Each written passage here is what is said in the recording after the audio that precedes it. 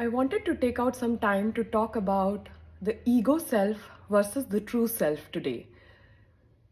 If you don't know, if you've not seen my previous videos on Instagram, on YouTube, I would attempt to explain what is the ego self and what is the true self and how they behave differently and which one is the true you.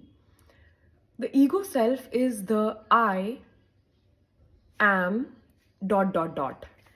So when you say I am Iris, I am a leader, I am an influencer, I am a worker, I am a teacher, I am a mother, I am in India or I am an Indian, I am a Hindu, I am 39 years old. All of these things, all of the tags that one attaches to themselves to fill in the blanks, I am dot dot dot, are the constituents of the ego self, which is not the true self at all. It is very far from one's true self. Why? Because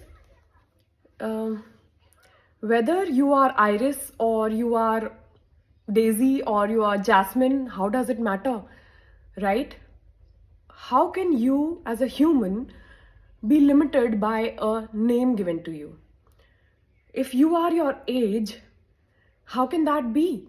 Because as a human with these skin and bones in this miraculous reality, wherein we don't even know whether time exists or not, and time, by the way, only exists in our minds. So if the fact that I am 39 years old, who knows that? I mean, of course, it's there in my birth certificate, it's there in all the records, but they are just a piece of paper and it's in my mind and others' minds. Just a freckle of memory of myself, just a neuron carrying that information in my mind and in others' minds and on various pieces of paper. Does that mean that time exists and I am 39 years old and is that real? Nobody knows, right? As per me, as per scriptures, time does not exist and age is just a tag, another tag. It doesn't define you. Similarly, whether you are Indian or you belong to a certain religion, or if you are a mother or a worker in a factory or a CEO, all these are tags. That is not your true self. When you drop all those tags, everything, and you just become this consciousness, this awareness of being present here, right now, drop everything, forget time, forget everything that happened in the past because that's only in your memory and in others' memories and on pieces of paper and on digital platforms, etc. They are not real in the present moment. They are not real. The future is in your mind again. It's planned on papers, it's written down somewhere in somebody's plans. It's in your thought, again in your brain, certain neural networks. It's not real in this moment.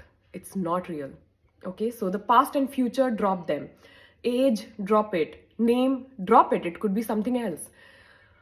Your country, your religion, your occupation, your possessions, drop everything, because they are not forever attached to you. When you go away, when you pass on to the other realm, when you die, you are not going to carry any of these with you, but you are going to continue. It's not that your existence will finish. So who is that who continues? Who is that who is born, lives and dies? Who is that who experiences this human experience of becoming these skin and bones, having so many tags attached to oneself, and then leaving everything, all of those things back on the earth and passing on to the next realm? That is the true self. The true self is never born, never dies, can't be burnt, can't be cut, as per Bhagavad Gita. It lives on. It is what is present right now. It is what is enabling you to understand this video, to decide to watch this video, to embed the information, to grow as a soul. The Atman is the true self. The soul is the true self. The ego self is the one who will make you take decisions, live your life. It will protect you. So I'm not saying that ego self is bad. Ego self has been given to us to be able to live the human experience in the best way possible. Because we can't just roam around like a consciousness awareness, right? Like an Atma, like a soul. We can't. Although we are souls, we can't roam around like that. To make our lives in the human experience easy and livable, we have all these tags given to us. Having a name helps, right? If you go out and apply for a job, if you don't have a name, you won't get the job. Having money, possessions, having knowing a language, having a status, all of these things help in living your life experience, gaining education, everything. But the ego self is also the one who makes you get into conflict mode, not see everyone in the same light as they see oneself. Giving rise to misunderstandings, having conflicts, comparison, comparing with others, and wanting to be at the top, wanting to pull someone else down to go up. Someone who wants to achieve everything day after day, just increase their possessions, increase their materialistic ownerships, go up the corporate ladder or any kind of ladder, or continuously try to achieve newer and newer successes. All of that is ego self. It is good and it is bad. It is good when it takes you to a better place. It is bad when it confines you in a cage, puts you in a worse state than what you deserve to be. And it is the one that creates conflict, the separation between all the human beings. The true self is the one who realizes that we are all one. We all come from the same universal consciousness. We become individual consciousness like the waves in an ocean. But as waves, we should not forget that we are still a part of the ocean. And all of the waves are us. There is no separation. Everyone is one.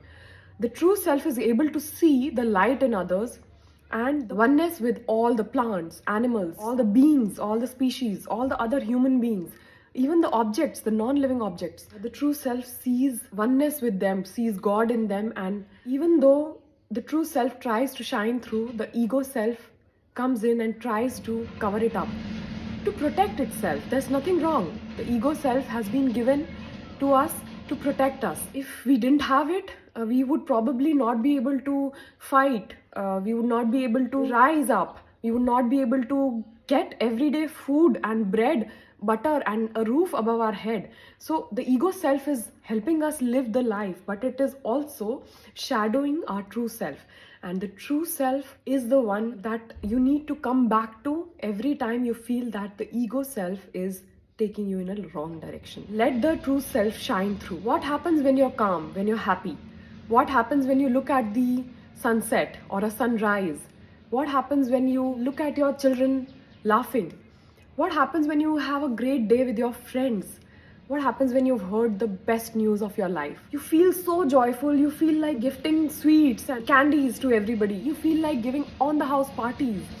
You feel like hugging everybody, even strangers. You start to smile at everybody. You start to dance on the road. When you're really happy, what happens? Why do you feel like hugging everybody, even strangers? Why do you feel like smiling at everybody? Why does everything seem so great? Why do you even kiss the plants and the flowers and just blow kisses in the wind when you're happy? Because you feel one with the entire universe, the entire plane of existence. That's when your true self is shining through. Recognize that true self and let that true self remain. Don't let it be overshadowed by your ego self all the time. Your ego self is good for you when you need it. At other times, let your true self shine. Be good, be kind. That's what your true self will be satisfied and happy with. That is what your true self wants to do. Your true self wants to give, to donate, to help the poor, to make others' lives better, to teach children for free. Your true self wants to share everything that they have. Your true self just wants to smile at everyone and not be a snob. Your true self sees oneness is in everything. Your true self wants to hug plants and trees and look at the sunset and keep that true self light shining through alive all the time. Realize, don't let the ego self get you trapped into conflict and separation and comparison. Let your true self shine your true light and feel one with the universe. Give, be kind, and just see what truly makes you happy when you drop all your labels and you become this consciousness awareness. Krishna. I hope it made some sense. Let me know if you have any questions. Namaste.